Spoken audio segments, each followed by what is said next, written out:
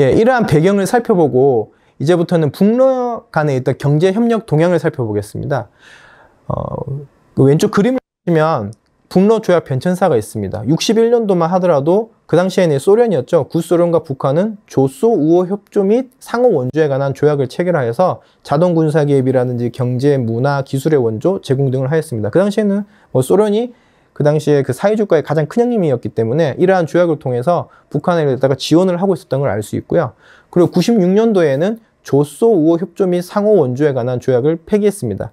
이 당시에는 이제 러시아가 사회주의를 버리고 민주주의로 가는 상황에서 이제 북한과의 관계를 갖다가 조금 이제 다른 시각으로 이제 보게 됐다는 것을 알 수 있습니다. 그리고 2000년에는 이제 러시아, 북한은 우호 선린 협조 조약을 체결하게 돼서 예전에 있었던 자동 군사 개입도 삭제를 하고 대신에 경제, 과학, 기술, 문화 등의 협력을 하게 됩니다.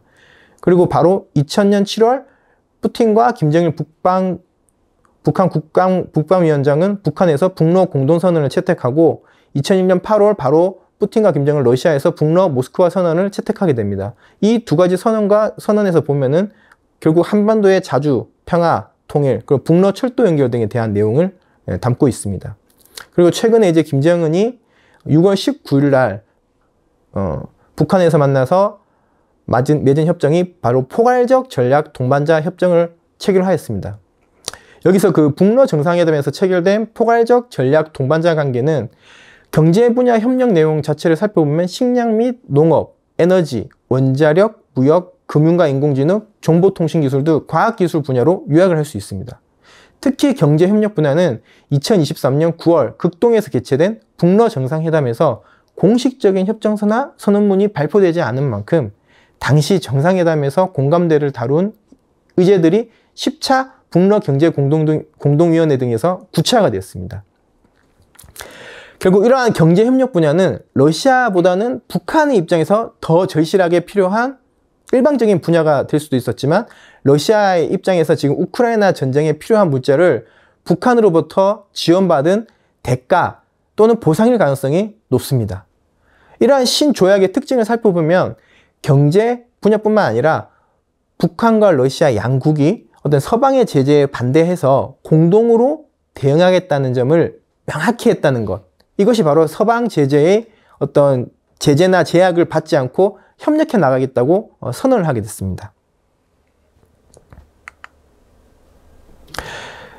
방금 말씀드렸던 6월 19일 북러 정상회담 시 체결된 포괄적 전략 동반자 관계 조약의 경제협력 분야를 좀 자세히 살펴보겠습니다. 먼저 제 구조를 살펴보면 식량 및 에너지 안전, 정보통신기술 분야 안전, 기후변화, 보건, 공급망 등 전략적 의의를 가지는 분야에서 도전과 위협에 공동 대처하기 위한 상호 협력을 합니다.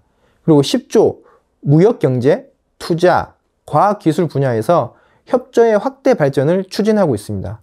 실제로 무역 증대를 노력을 하자, 그리고 세관, 재정금융 등 분야에서 경제 협조에 유리한 조건을 조성을 하고 투자를 장려하고자 했습니다. 또 특별 또는 자유경제지대 및 이에 관여된 단체들에는 협조를 제공하고 우주, 생물, 평화적 원자력, 인공지능, 정보기술 등 각 분야에 포함한 과학기술 분야에서 활발한 교류와 협조, 발전 및 공동연구를 적극적으로 장려하자고 했습니다. 그리고 11조에서는 지역 간 및 변강, 그 외곽 지역에 있는 협조 발전을 지지하기로 했습니다. 그래서 기업 포럼이라든지 토론회, 전시회, 상품 전람회 등을 비롯한 지역 간 공동 행사를 통해서 지역들의 경제 및 투자 잠재력에 대한 상호 이해를 촉진하고자 했습니다. 12조에서는 농업, 교육, 보건, 체육, 문화, 관광 등 각 분야에서 교류와 협조를 강화하고 환경보호, 자연재해 및 피해 복구 분야에서는 상호협력 10조 부분의 무역경제, 투자, 과학기술 분야에서 협조의 확대를 발전하는 것을 추진하였습니다. 그리고 13조에서는 규격과 실험기록부, 그리고 합격 품질증명서의 상호인증, 그리고 규격의 직접적인 적용, 그 측정의 통일성 보장을 위한 분야에서 얻은 경험과 최신 성과의 교류, 전문가 양성, 실험 결과 인정 분야에서도 협력하고 발전하기로 했습니다. 그리고 16조에서는 취해 법권적인 성격을 띠는 조치를 비롯한 일방적인 강제 조치들의 적용에 반대하며 이러한 조치들의 적용 실체를 실천을 배제하기 위한 어떤 다자적인 발기를 지지하자고 했습니다. 이거는 일방적인 어떤 제재가 아니라 강제 조치들 같은 경우에 이런 것을 상호 견제적 연계, 그러니까 북한과 러시아가 협력을 해서 이러한 그 제재나 독점적인 어떤 피해를 갖다가 제거하는 노력을 함께 기울이자라는 내용입니다. 자, 지금부터 그럼 북러 경제 협력 동향을 각 분야별로 하나씩 좀 살펴보겠습니다. 먼저 첫 번째 무역 분야를 보면은 북한은 일단 에너지랑 식량이 모두 필요하고, 그리고 중국에 대한 의존도를 줄이기를 원하고, 이를 위해서는 러시아와 협력을 강화할 준비가 되어 있습니다. 그리고 북한 시장은 극동에 있는 식량 생산자들에게 매우 매력적인 시장이고, 러시아 입장에서는 북한으로부터 주로 직물과 같은 경공업 제품과 인삼 등이 수입이 가능합니다. 그리고 러시아 같은 경우에는 전통적으로 주요 대북 수출품 자체가 곡물과 석유 제품입니다. 그리고 북한이 러시아 군대에 무기를 공급하기 시작한 이후부터 모스크바는 북한의 식량 안보를 보장하는 중요한 역할을 하게 되었습니다. 또한 북한은 석유 제품 확보를 위해 복잡하고 값비싼 범죄 브로커 네트워크와 해상 선박 간 운송에 의존해왔는데 어쩔 수 없이 높은 프리미엄을 지불했지만, 이제는 러시아와의 어떤 무역을 통해서 이러한 프리미엄 지불이 이제 할 필요가 없게 되었습니다. 따라서 할인된 가격이나 모스크바에 제공된 탄약의 대가로 석유를 안정적으로 공급할 수 있게 된 것으로 보이며, 이를 통해 북한은 군사 및 핵 프로그램을 위한 자금도 절약하게 되었습니다. 그리고 석유를 직접 받기 때문에 실질적으로 북한 경제를 안정시키는 데도 크게 도움을 주었습니다. 두 번째, 인프라 부분에서는 두만강 국경대교 건설입니다. 앞에 말씀드린 것처럼 중국 같은 경우는 그 육로를 통해서 많은 물자가 와가는데, 러시아와 아직 그 북한 간에는 이렇다한 인프라가 없었습니다. 근데 북러 간에 이러한 유명 협력 프로젝트로 인프라 건설, 특히 양국 국경 간의 대교 건설이 진행 중입니다. 2024년 6월 19일 북러 정상회담 이후에 양국은 두만강을 통과하는 국경을 자동차 다리 건설을 하기로 합의를 했습니다. 그 두만강 자동차 교량 건설 자체는 나진핫산 프로젝트와 직접적으로 연계된 사업으로 나진핫산 물류 프로젝트의 복원이라든지 개발, 그리고 양국 간의 무역 규모를 확대하기 위해서 굉장히 중요한 요소로 볼 수 있습니다. 결국 양국은 2015년부터 두만강에 자동차 도로를 건설해 러시아 블라디보스토크 핫산 지역과 북한 나진시를 잇는 방안은 검토했지만 이행은 하지 못했습니다. 근데 이번 정상 간 회담을 통해서 협정이 이루어졌기 때문에 이 프로젝트 자체가 실행 가능성이 굉장히 높아졌습니다. 그러면 자동차 도로 자체가 놓이게 되면은 기존의 무역량이라든지 인적 교류는 이전과는 비교가 할 수 없을 정도로 확대가 될 것입니다. 세 번째, 굉장히 중요한 부분인데 에너지 분야입니다. 에너지는 러시아는 북한의 강물자원 개발에 적극적으로 참여하고자 합니다. 10차 정부 간 경제공동위원회 회의에서도 양국이 금, 철, 히토류, 그리고 광산의 지질 탐사 이외에 북한 연안에서 석유, 가스 공동 탐사에 합의했습니다. 이거는 코졸프 러시아 천연자원부 장관이 얘기했습니다. 그리고 북한은 풍부한 강물 자원을 보유하고 있고, 특히 북한이 보유한 히토류는 항상 큰 관심의 대상이 됐습니다. 왜냐하면 굉장히 많은 히토류를 보유하고 있다고 보고 있기 때문입니다. 그리고 에너지 분야 협력 자체는 앞서 언급했지만 석유 및 석유 제품의 공급과 강물 자원 개발 이외에도 전력 분야에서도 협력이 될 것이 굉장히 유력합니다. 왜냐하면 전력 분야는 북한의 전력 부족은 항상 심각하고 만성적인 문제였습니다. 하지만 소련 같은 경우는 1950년대 중반에도 북한의 수력 발전소를 복원하고 현대화하는데 도움을 주었던 경험이 있습니다.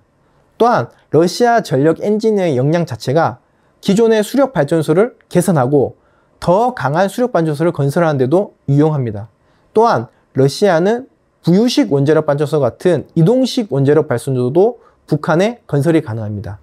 이와 같은 부유식 원자력 발전소는 소규모이기 때문에 플라토늄이 나오지 않습니다. 따라서 국가의 어떤 해외의 어떤 제재 같은 걸 받지 않고 원자력 발전소를 가동하는데도 큰 문제가 없을 것으로 보이고 있습니다.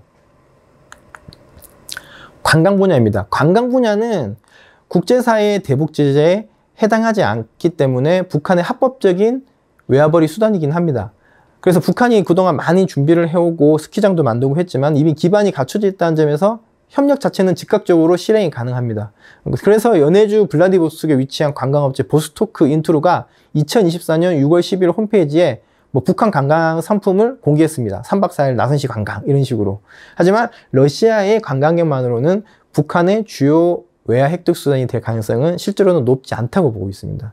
왜냐하면 소득 수준이 높은 분은 이 시베리아 쪽이 아니라 저쪽 모스크바라든지 서부 지역 주민들인데, 서부 지역 주민들은 러시아 내에서 극동으로 이동하는 그 비용이 북한 관광 비용과 맞먹는 비용을 갖다가 지불하기 때문에 일단 수요 자체가 그렇게 많지가 않습니다.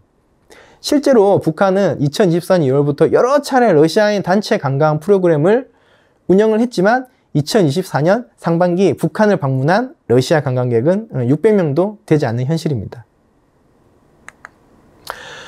노동 부분에서 말씀드리겠습니다. 노동은 러시아에 있어가지고는 러시아 입장에서도 굉장히 큰 도움을 받을 수 있는 유망한 협력 분야이고 북러 양국 간의 상호 이익이 되는 분야로 볼 수 있습니다. 러시아, 특히 극동 지역의 노동력 부족 문제를 해결하기 위해서 북한 노동자를 유치하는 것입니다. 극동 지역에는 전문 인력이 부족하지만 북한 노동자들은 굉장히 숙련되어 있을 뿐더러 규율을 잘 지키고 범죄 문제도 없고 귀한 인적 자원이기 때문에 러시아에서는 극동과 시베리아의 노동력 부족 문제를 해결할 수 있고 북한 입장에서는 자국 내에 외화 수입을 보장할 수 있는 기회를 제공하고 있습니다. 북러 정상회담에서 북러는 보건, 의료, 교육 및 과학 분야 협력 협정을 체결하였는데 보건, 교육 분야 협력 확대 등을 명목으로 북한 출신 건설 노동자들에게 비자를 대량으로 발급해 주려는 포석으로 해석이 가능한 상황입니다. 또한 러시아 입장에서는 지속적인 출생률 감소와 그리고 우크라이나 전쟁으로 따른 병력 손실로 통한 인구 감소로 노동자 자체가 많이 부족한 상황입니다. 그렇기 때문에 러시아는 특히 극동 지역이 상대적으로 낙후되어 있고 이를 개발하는데 저렴한 비용에 북한의 노동력을 투입하기를 희망하고 있습니다. 북한은 노동자 파견으로 인한 외화벌이에 대한 수요가 크며 대북 제재 등 국제사회에 의한 고립이 심화된 가운데 북한 입장에서는 해외 노동자 파견이 주요한 외화벌이로 작용될 것으로 보입니다.